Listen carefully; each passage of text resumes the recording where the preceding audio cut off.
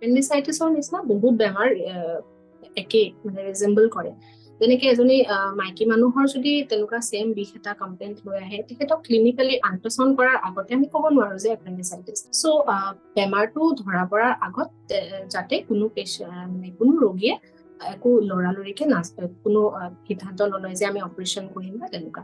আৰম্ভণিতে আপুনি এবাৰ যদি গম পাইছে যে আপোনাৰ পেটৰ বিষ হৈছে, আৰু যিকোনো দৰৱ লোৱাটো বহুত ভুল কথা।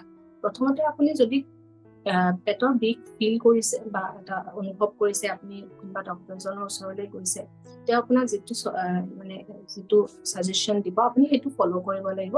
আৰু ডুজ এণ্ড ডনটছ বুলি ক'বলৈ গ'লে মই ক'ম যে যদি যিকোনো পেটৰ বিষ আৰু যদি বহুত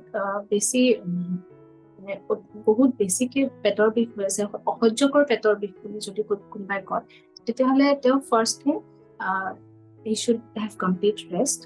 আৰু তেওঁ মুখেৰে he should be nil per oral, like মুখেৰে তেওঁ কিবা খোৱাৰ পৰা নিজকে মানে প্ৰিভেণ্ট কৰিব লাগিব। বিকজ যদি অপাৰেশ্যন কৰিব লগা হয়, তেতিয়াহ'লেতো পেচেণ্টে মানে কিবা এটা খাই দিলে এতিয়া অপাৰেশ্যনটো সমাপ্ত নহ'ব।